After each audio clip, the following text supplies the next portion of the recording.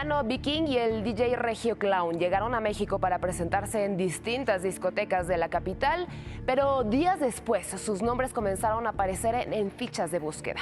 Para este caso quiero que viajemos a Ciudad de México cuando dos músicos colombianos desaparecieron sin dejar rastro. Días después, en una carretera solitaria del Estado de México, aparecieron dos cuerpos desmembrados con signos de violencia extrema, acompañados de un narcomensaje escrito con tinta roja. Aquella siniestra nota, supuestamente firmada por un cartel, acusaba a las víctimas de ser chapulines y vendedores. Palabras del bajo mundo que insinuaban una traición en el negocio de las sustancias. La noticia rápidamente sacudió a la comunidad artística latinoamericana y dejó al público helado. ¿Cómo pudieron Byron Viking Sánchez Salazar y Jorge Luis Regio Clown Herrera, quienes viajaron a México persiguiendo un sueño musical, terminar asesinados de manera tan brutal? Los detalles iniciales del caso eran tan desconcertantes como escalofriantes.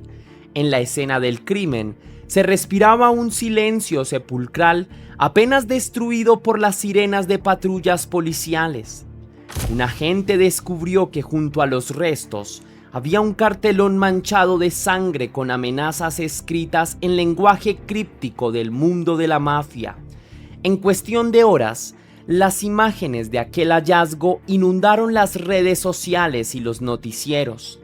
Las familias de Viking y Regio Clown, aún en Colombia, se aferraban a la esperanza de que todo fuera un error, de que los rumores no fueran ciertos, pero la realidad pronto confirmaría sus peores temores. En las sombras de esta tragedia emergieron pistas inquietantes. Horas antes de desaparecer, uno de los artistas había enviado un mensaje a su pareja mencionando una reunión con un misterioso comandante, mostrando dudas y desconfianza. No confío en nadie, pero hay que hacer negocios, escribió Jorge Luis Herrera, quien es Regio Clown, por WhatsApp en aquella tarde, reflejando una premonición de peligro inminente.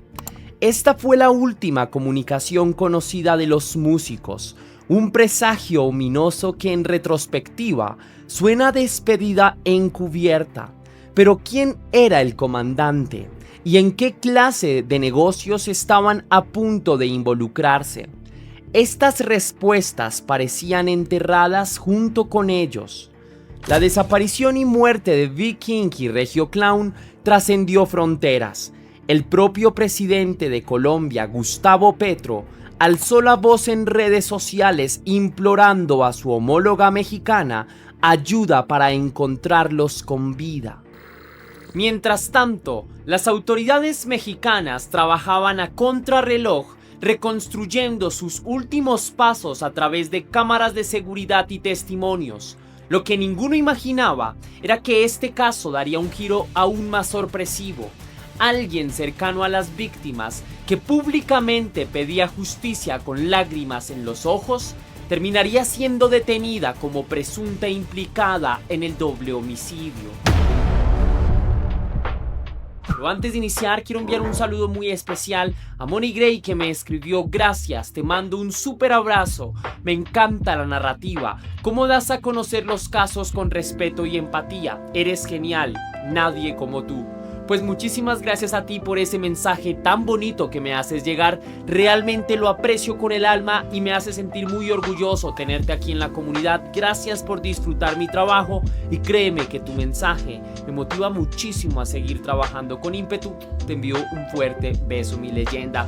Y si tú quieres ser saludado en un próximo video, sabes que lo puedes hacer con un super gracias o con el link de PayPal que tienes en la descripción y en el comentario fijado.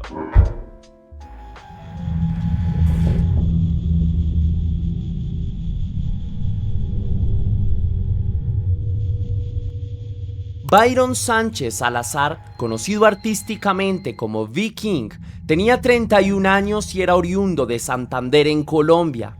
Su música fusionaba el reggaetón con ritmos urbanos latinos y comenzaba a ganar notoriedad con temas como Made in Cali y Mi Diosa. Jorge Luis Herrera Lemos, de 35 años, conocido como el DJ Regio Clown, era su amigo, colaborador cercano y también paisano colombiano.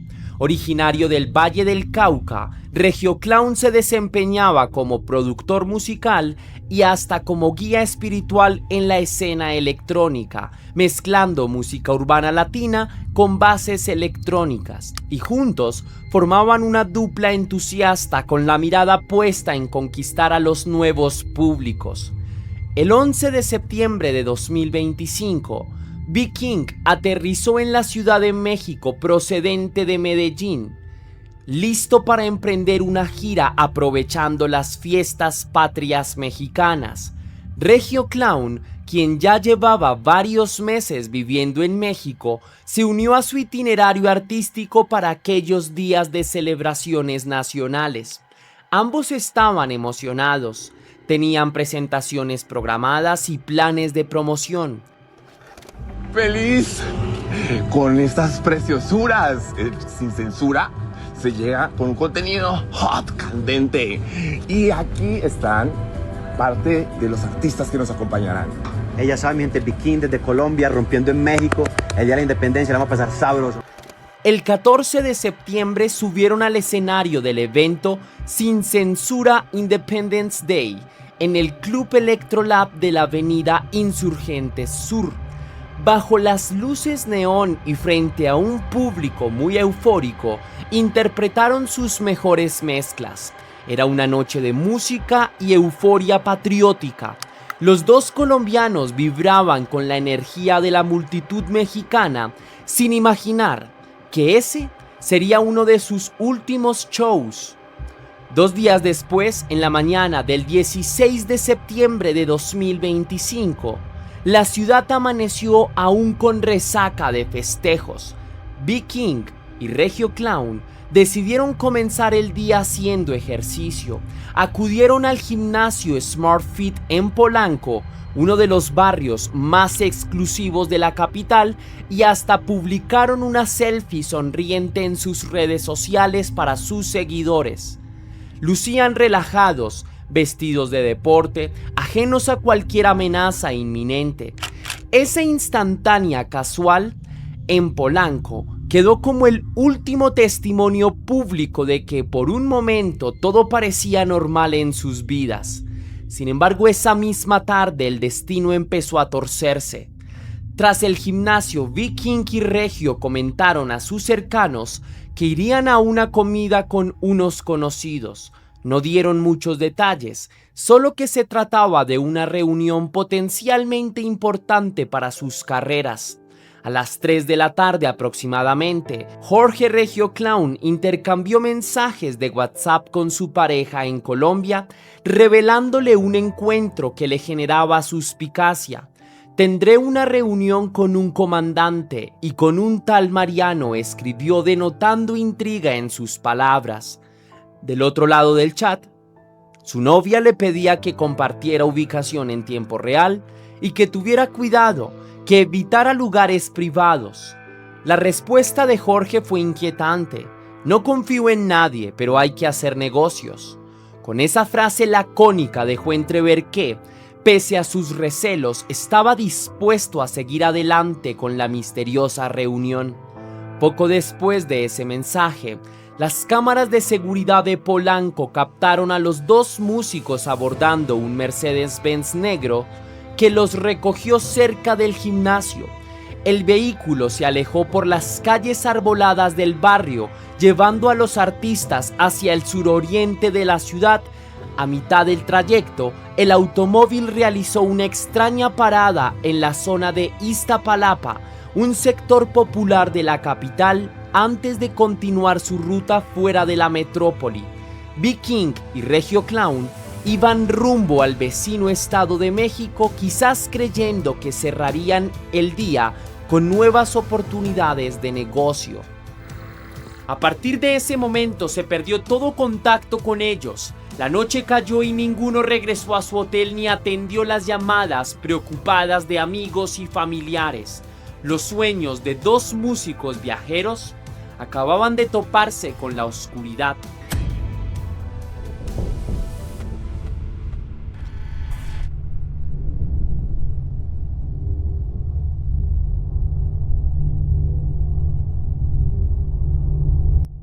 Al cumplirse 24 horas sin noticias, el manager de B-King y Regio Clown interpuso una denuncia por desaparición en la tarde del 17 de septiembre.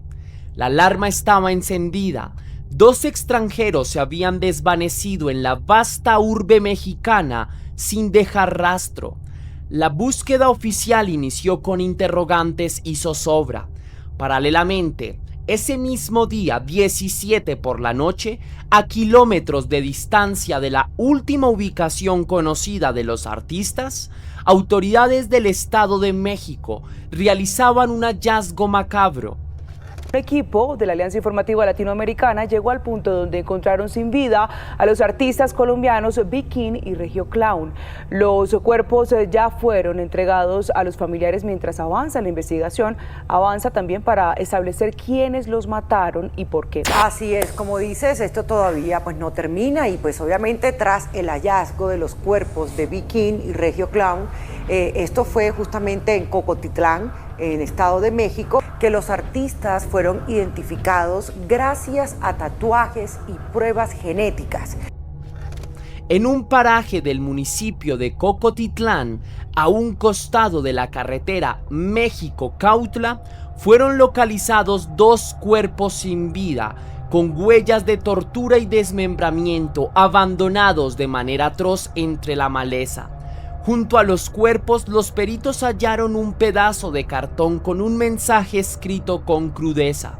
Era un narcomensaje firmado presuntamente por la familia michoacana, un cartel criminal activo en esa región. En el texto, los autores acusaban a las víctimas de ser chapulines, término usado para quien traiciona cambiándose de bando, y vendedores, sugiriendo que los asesinados estaban involucrados en la venta de sustancias y habrían intentado operar en territorio ajeno. Aquella escena sugería un ajuste de cuentas del mundo de la mafia. En ese instante, sin identificar aún a los cuerpos, las autoridades locales iniciaron una investigación por homicidio, manejando la hipótesis de un crimen ligado al crimen organizado. Poco después apareció un tercer cuerpo en la misma zona, y este es el del venezolano Tyron Paredes. Por unos días, los cuerpos de Cocotitlán permanecieron como NN en el forense, mientras continuaba la angustiosa búsqueda de Byron y Jorge. Sus seres queridos en Colombia se aferraban a la esperanza. En redes sociales circulaban fotografías de los músicos con letreros de desaparecidos pidiendo información. La noticia saltó rápidamente a la prensa internacional. El 21 de septiembre de 2025, ante el silencio y la desesperación, el presidente colombiano Gustavo Petro hizo pública una declaración que subió la presión diplomática desde su cuenta de X. Exhortó a la entonces presidenta de México, Claudia Sheinbaum, a colaborar para encontrar con vida a los 2 músicos desaparecidos. Petro afirmó que B-King y Regio Clown desaparecieron después de su concierto en Sonora y sugirió la posible responsabilidad de mafias multinacionales en el hecho. La referencia al estado de Sonora causó confusión, pues pronto la Fiscalía de Sonora negó tener registro o indicio alguno de la presencia o desaparición de los colombianos en esa entidad. Pero ese mismo 21 de septiembre, la Fiscalía General de la Justicia de la Ciudad de México emitió las fichas oficiales de búsqueda para B-King y Regio Clown, concentrando las pesquisas en la capital y difundiendo sus señas particulares. El caso cobraba un perfil binacional. Colombia y México movilizaban recursos para dar con los artistas. Finalmente, entre el 21 y 22 de septiembre, la familia de Byron Sánchez B-King llegó a México para colaborar con la identificación de los cuerpos hallados en Cocotitlán. Con el corazón en un puño, acudieron al servicio médico forense, donde les mostraron las evidencias, los tatuajes, las prendas y otros rasgos particulares. Tras comparar los tatuajes y realizar pruebas genéticas, confirmaron lo impensable. Aquellos restos correspondían a Viking y a su inseparable amigo, el DJ Regio Clown. La cruda verdad se hizo pública poco después, sumiendo en el luto a la escena musical. La Fiscalía de la Ciudad de México informó oficialmente que ambos músicos fueron vistos por última vez en Polanco antes de salir por su cuenta rumbo al Estado de México, corroborando la secuencia reconstruida por las cámaras. El 23 de septiembre, como parte de la investigación, se difundieron imágenes de video captadas por las cámaras de seguridad. En ellas se veía el recorrido del Mercedes-Benz donde viajaron Viking y Regio Clown desde que salieron del gimnasio en Polanco hasta su travesía por calles de Iztapalapa. En las tomas, el coche negro abandona la Ciudad de México y enfila hacia el Estado de México, perdiéndose luego de vista cuando se interna en la carretera rumbo a la zona rural. Y todo indicaba que los artistas se dirigieron voluntariamente a esa reunión en Cocotitlán, tal vez sin sospechar del engaño o del riesgo de la reunión. Las autoridades empezaban a armar el rompecabezas. Los músicos habían sido citados con algún pretexto, abordaron un vehículo por su voluntad, luego posiblemente fueron retenidos contra su voluntad dado el desenlace y finalmente fueron ejecutados con sevicia. Pero ¿quién y por qué los mató? Las primeras pistas apuntaban al narcomensaje. La familia michoacana figuraba como la principal sospechosa debido a su forma en la cartulina ensangrentada. Sin embargo, muy pronto surgirían nuevos datos que cambiarían el rumbo de la investigación.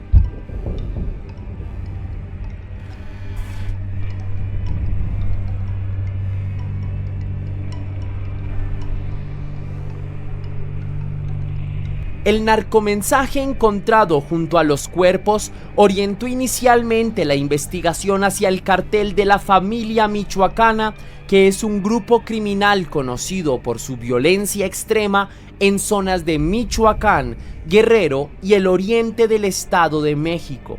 Las acusaciones de chapulines y vendedores hacían pensar que Viking y Regio Clown podrían haber estado involucrados voluntaria o involuntariamente en algún negocio turbio, quizás intentando comprar o vender sustancias en territorio controlado por ese cartel, lo que habría motivado a una represalia mortal. Esto no era descabellado. La familia michoacana ha sido señalada por ajustes de cuentas sanguinarios contra quienes percibe como invasores o traidores en sus dominios. Sin embargo, a medida que los investigadores profundizaban, comenzaron a notar inconsistencias. Y si aquella cartulina fuese un señuelo, un intento deliberado de culpar a otro grupo. Pocos días después, una revelación sacudió el caso. Poco después se filtró información clave. Las líneas de investigación de la Fiscalía sugerían que el mensaje hallado era un distractor intencionado. Según estas nuevas indagatorias, la autoría del doble homicidio no correspondería a la familia michoacana, sino a una organización criminal de la capital, la Unión Tepito. Detrás del ataque estarían dos individuos apodados el Manzanas y el Elvis, identificados como miembros de ese grupo y presuntos orquestadores del crimen. La noticia cambió la perspectiva del caso rápidamente. La Unión Tepito es considerada la mayor organización criminal de la Ciudad de México, con tentáculos en la extorsión, el narcomenudeo y el control de antros y bares, incluso en zonas de lujo como Polanco. Si ellos eran los responsables, significaba que el peligro para Viking y Regio Clown no había venido de tierras lejanas o rurales, sino del mismo entorno urbano donde se movían. tal vez sin saberlo, los colombianos se acercaron a círculos vinculados al crimen organizado capitalino, recordemos a aquel comandante mencionado en sus mensajes, y eso habría desencadenado su sentencia de muerte. El narcomensaje de la familia michoacana, entonces, podría haber sido solo una artimaña para desviar la atención, un teatro macabro para confundir a la policía. Mientras esta teoría tomaba fuerza, otro giro sorprendente ocurrió en la investigación. La detención de Angélica Yetzey Torrini León, conocida como Angie Miller, quien resultó ser la pareja sentimental de Viking, o aparentemente así se mostró.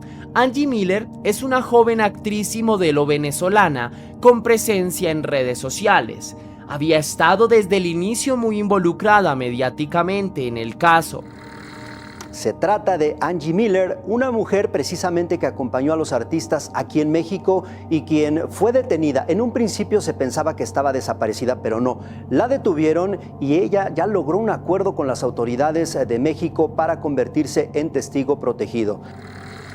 En los días posteriores a la desaparición, ella misma difundió en Instagram mensajes consternados pidiendo ayuda para localizar a Byron y Jorge y exigía justicia con voz quebrada. Por eso, el anuncio de su arresto el 23 de septiembre causó estupor. La Fiscalía de la CDMX confirmó que Angie Miller fue detenida en Tlanepantla, Estado de México, el 23 de septiembre, justamente un día después de haberse localizado e identificado el cuerpo de su novio. La noticia indicaba que no se trataba de una desaparición más, como inicialmente se creyó cuando no se supo de ella, sino de una captura realizada por agentes de la Coordinación General de Combate al Secuestro. Esto sugería entonces que las autoridades manejaban la hipótesis de un secuestro seguido de homicidio y que Angie podría haber tenido algún grado de participación en la planeación o en la ejecución de dicho crimen. Los detalles sobre el papel de Angie Miller permanecen en reserva, dado que la investigación continúa abierta. Hasta el momento, no se han divulgado públicamente sus declaraciones ni las evidencias precisas que la vinculan con el asesinato de Viking y Regio Clown. Sin embargo, su detención es reveladora. Que la novia de Viking esté implicada sugiere un componente de traición íntima. Alguien cercano en quien confiaban pudo haberlos entregado a sus verdugos. Algunas teorías apuntan a que Angie habría servido de intermediaria para citarlos con los supuestos contactos, quizá el comandante mencionado, o que tenía nexos con los criminales y ayudó a tenderles la trampa. Sus publicaciones afligidas en redes ahora se leen bajo otra luz, tal vez como parte de una coartada. La posibilidad de que expresara dolor públicamente sabiendo que ella misma estaba involucrada resulta escalofriante. Con estas revelaciones, el caso de Viking y Regio Clown se convirtió en una compleja trama de crimen organizado porque tenemos a dos artistas extranjeros atraídos a una reunión fatal, un cartel local capitalino posiblemente ejecutando el crimen, un cartel provincial dejando pistas falsas y una presunta cómplice infiltrada en el círculo de confianza de las víctimas. Las autoridades mexicanas, conscientes del impacto internacional, han prometido llegar al fondo del asunto. La Secretaría de Relaciones Exteriores de México aseguró que se realizaría una investigación exhaustiva coordinada entre la Fiscalía Capitalina y la del Estado de México. Al cierre de este capítulo de la historia, la verdad completa aún se está desenredando. Quedan pendientes las capturas del Manzanas y el Elvis, desentrañar los motivos exactos, si fue un asunto de sustancias ilegales, de dinero, de celos o una combinación fatal de todo, y llevar a la justicia a los involucrados. Pero indudablemente la tragedia de Viking y Regio Clown ya forma parte de las crónicas negras del espectáculo en 2025. una donde el brillo de la música fue opacada por la sombra del crimen. Antes de concluir este caso, vale la pena mirar más allá de esta historia y reconocer que, lamentablemente, no fue un hecho aislado. En el transcurso de 2025, otras vidas de artistas y músicos fueron cegadas violentamente en circunstancias distintas pero igual de estremecedoras. Así que déjame presentarte dos casos adicionales que guardan inquietantes paralelismos.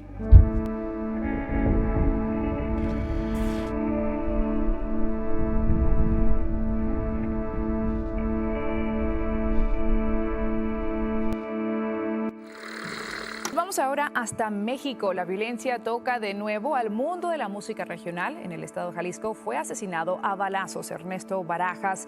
Él es cantante y líder de la banda Enigma Norteño. La escena del regional mexicano está nuevamente de luto, y es que esta tarde en Zapopan, Jalisco, Ernesto Barajas, vocalista del grupo Enigma Norteño, fue asesinado a balazos.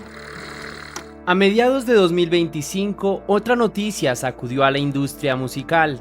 Ernesto Barajas, un cantante de 38 años y voz líder de la popular banda de narcocorridos Enigma Norteño, fue asesinado a balazos en el estado mexicano de Jalisco. La tarde del 19 de agosto de 2025, Barajas se encontraba en Zapopan, parte del área metropolitana de Guadalajara, realizando una parada en un estacionamiento de vehículos junto a un amigo. De repente, dos sicarios a bordo de una motocicleta irrumpieron en la escena. Sin mediar palabra, abrieron fuego de forma despiadada contra la camioneta donde estaba el cantante. El ataque fue fulminante. Ernesto Barajas y su acompañante recibieron múltiples impactos de bala y perdieron la vida casi al instante. Hasta el lugar donde se encontraba el cantante y también un acompañante. Era una pensión de vehículos. En el lugar les dispararon de manera directa y fallecieron en este sitio. Una mujer que caminaba por allí cerca quedó gravemente herida, alcanzada por las balas perdidas de aquel atentado. La ejecución en pleno día y en una zona concurrida mostró el nivel de atrevimiento de los perpetradores. Tras los disparos, los asesinos huyeron a toda prisa, dejando a su paso casquillos regados sobre el asfalto y el eco aturdidor de la violencia sin control. Pero ¿quién era Ernesto Barajas y por qué lo mataron de esa forma? Enigma Norteño, la banda que él fundó en el año 2004, gozaba de gran fama en el género regional mexicano. Contaba con más de 4 millones de oyentes mensuales en Spotify y se había hecho un nombre por su repertorio de narcocorridos, esos corridos que narran la vida y hazañas de los capos criminales, cantándole a personajes de este mundo. El grupo había caminado durante años por la cuerda floja que separa la música popular de la apología del crimen. En repetidas ocasiones se les acusó de tener vínculos con otros grupos, acusaciones que ellos siempre negaron categóricamente. No obstante, el propio Barajas admitió en entrevistas que el crimen organizado se les había acercado para pedirles canciones personalizadas. Y es un secreto a voces que muchas bandas del norte sobreviven en un delicado equilibrio, complaciendo a distintos cárteles con corridos a medida, intentando no quedar mal con ninguno. En el caso de Enigma Norteño, su catálogo musical incluía narcocorridos dedicados a poderosos capos de bandos enfrentados. Por ejemplo, tenían temas como Van a querer más, El Mencho, dedicado a Nemesio Ceguera Cervantes, alias El Mencho, líder del cartel Jalisco Nueva Generación, y a la vez otros como Los Placeres de Archibaldo o El Señor Mayo Zambada, que alababan a miembros del cartel de Sinaloa como Iván Archibaldo Guzmán, hijo de El Chapo, o Ismael El Mayo Zambada. En pocas palabras, Ernesto Barajas le había cantado tanto al cartel Jalisco Nueva Generación como a sus enemigos del cartel de Sinaloa, quizás pensando que podía hacerlo de forma equilibrada y neutral. Él mismo afirmó que siempre trató de ser cuidadoso para no ofender a otros bandos con su música y así evitar conflictos. Pero mantenerse neutral en el mundo del narco es una tarea casi imposible. De hecho, antes de su muerte, en agosto de 2023, Barajas vivió una amenaza directa que presagiaba el peligro. Tenía programada una presentación en Tijuana, Baja California, cuando apareció una narcomanta, que es una pancarta del narco atribuida al CJNG, advirtiéndole que no se presentara. El mensaje decía: Ernesto Barajas, deja de sentirte protegido por los hermanos Aquiles y Rana. Aquí no vas a venir a cantar corridos de tu bandera. La Baja tiene dueño. Atentamente, CJNG. Aquiles y la Rana son alias de Alfonso y René Arzate, jefes de plaza del cartel de Sinaloa en Tijuana, lo que evidenciaba que el CJNG consideraba a Barajas alineado con sus rivales. En respuesta a esta amenaza, la banda canceló el concierto en Tijuana por recomendación de las autoridades, priorizando su seguridad.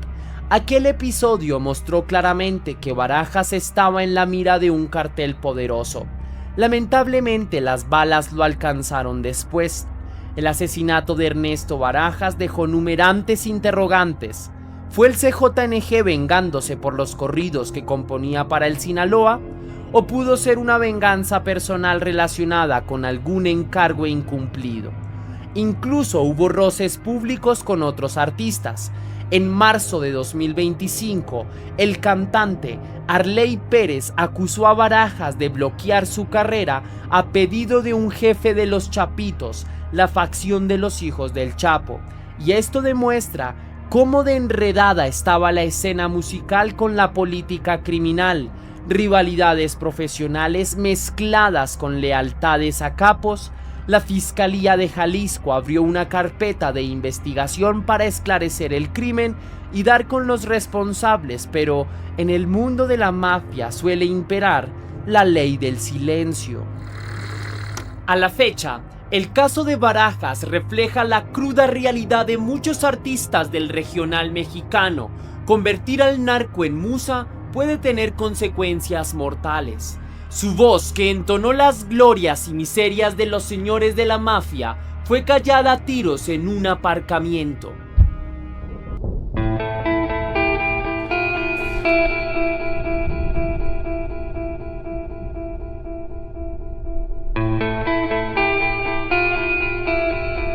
La noche del 1 de enero de 2025, mientras muchos celebraban el Año Nuevo, Davinson Gaviria, un joven cantante de música popular de 28 años, ofrecía un concierto privado en una vereda del municipio de Balboa, en el convulso departamento del Cauca. Gaviria era conocido en la región por su voz y carisma. Había sido invitado a animar una fiesta local, pero la alegría se tornó en tragedia rápidamente. Tras culminar su presentación en los primeros minutos de 2025, cuando el artista se retiraba del evento, fue interceptado por hombres armados en la oscuridad del campo. Los delincuentes le dispararon repetidas veces a quemarropa, dejándolo gravemente herido en el suelo. Davinson cayó mientras la música aún resonaba en el ambiente. Su sangre manchó el inicio del Año Nuevo. Aunque fue auxiliado, los impactos fueron mortales. El cantante perdió la vida, convirtiéndose en víctima de un ataque sicarial, cuya noticia pronto se difundió en todo el país.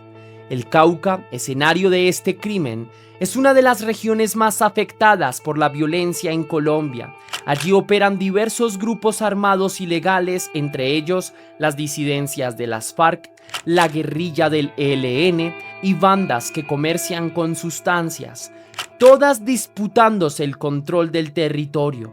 En las últimas décadas, estas organizaciones han aterrorizado a la población y han impuesto su ley.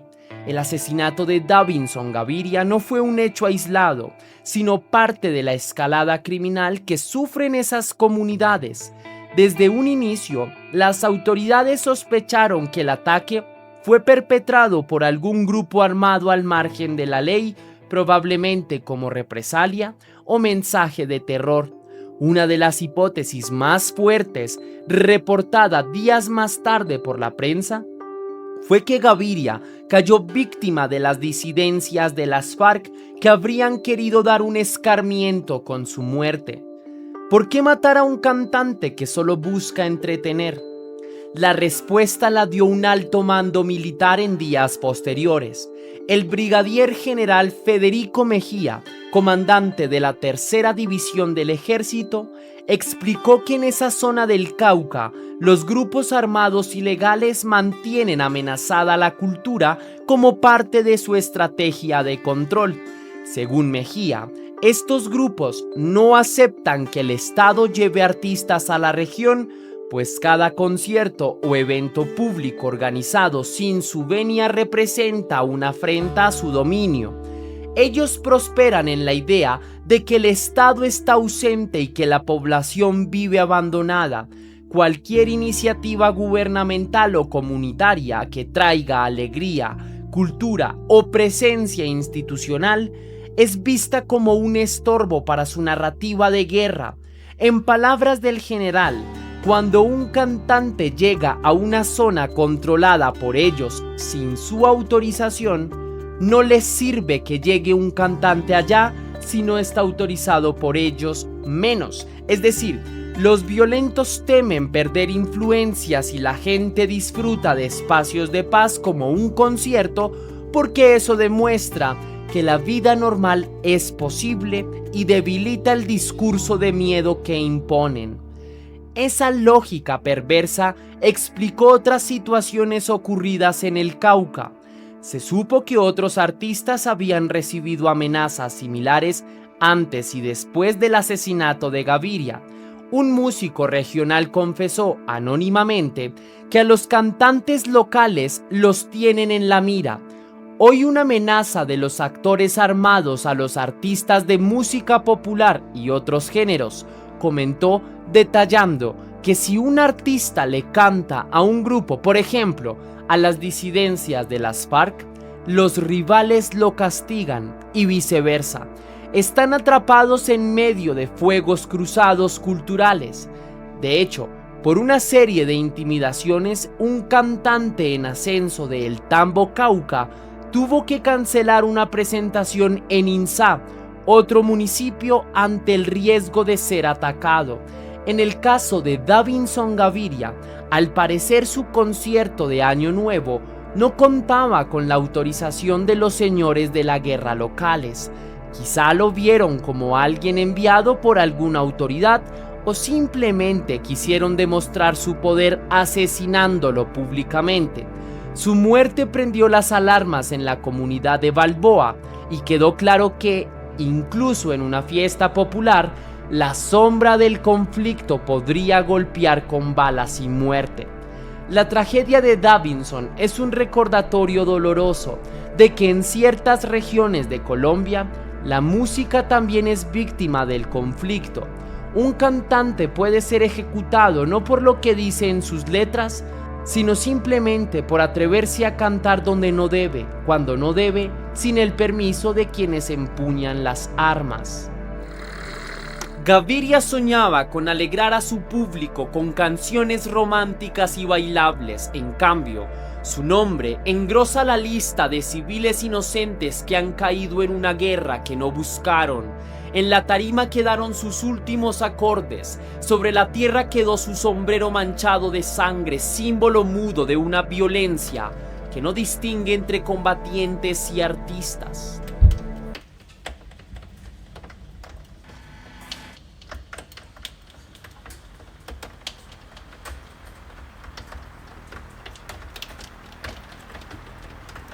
Las tres historias que te acabé de contar, la de Big King y Regio Clown en México, la de Ernesto Barajas en Jalisco y la de Davinson Gaviria en el Cauca colombiano, son estremecedoras cada una a su manera.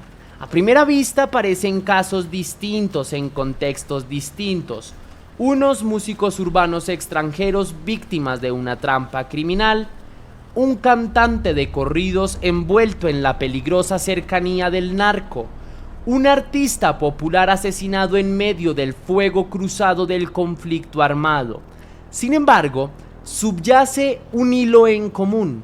Todas son vidas de artistas truncadas violentamente en 2025, un año luctuoso en que la música y el arte se vieron silenciados por las balas. En el caso de B-King y Regio Clown, la búsqueda de oportunidades los llevó lejos de casa, solo para encontrarse con la traición y la muerte en tierras mexicanas. La promesa de un negocio, tal vez una actuación, tal vez algo más, terminó siendo un señuelo fatal tendido por el crimen organizado. Su tragedia puso al descubierto cómo los grupos delictivos pueden infiltrarse hasta en los sueños de jóvenes talentosos y cómo nadie, ni siquiera un invitado en un país ajeno, está a salvo de la violencia que aqueja a ciertas regiones. La imagen de sus cuerpos hallados junto a un narcomensaje es un recordatorio espantoso de la crueldad que ejerce el mundo de la mafia, capaz de borrar vidas y dejarnos solo con preguntas y dolor. Por su parte, Ernesto Barajas encarna esa paradoja de quien canta sobre la violencia y termina engullido por ella. Sus narcocorridos lo hicieron famoso, pero también lo pusieron en la mira de aquellos a quienes indirectamente servía de portavoz. En su asesinato resonaron los ecos de las balas de la mafia, ese mismo narco cuyos jefes poblaban sus canciones. La muerte de Barajas evidenció que en el mundo del corrido las lealtades son observadas con lupa y cualquier aparente inclinación puede costar la vida. Su voz, que relataba las gestas de capos, fue callada por sicarios quizás enviados por un capo rival, un círculo trágico que se cerró con plomo en Zapopan. Y en las montañas del Cauca, Davinson Gaviria nos recuerda que hasta el acto más puro de llevar música a la gente puede ser visto como una amenaza por los señores de la guerra. Su asesinato expuso otra dimensión de la violencia, la que nace del miedo de los grupos armados a perder el control social. Para ellos un concierto es subversivo si no lo controlan. Gaviria cayó porque en el canto de un hombre humilde vieron un desafío a su reino del terror.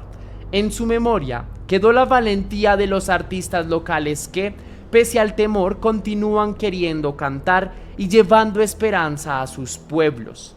En 2025 estos tres casos se entrelazaron en la crónica negra de nuestro tiempo. Los escenarios fueron distintos: una megaciudad, una capital provincial, una aldea rural, pero en todos la violencia truncó la vida de quienes buscaban expresarse a través del arte. Las familias de las víctimas claman hoy por justicia. Los padres de B-King y Regio Clown viajaron a repatriar sus restos con el alma hecha añicos. Los colegas de Ernesto Barajas despidieron a su gallo de pelea entre corridos tristes. Los habitantes de Balboa marcharon con velas en honor a Davinson, desafiando con su dolor a quienes quisieron infundirles miedo. En nuestra responsabilidad como sociedad, no olvidar sus nombres es un menester. Que la historia de Byron Sánchez, B-King y Jorge Herrera, Regio Clown, no quede sepultada bajo el terror, sino que nos sirva para reafirmar la urgencia de combatir la impunidad y la crueldad del crimen organizado.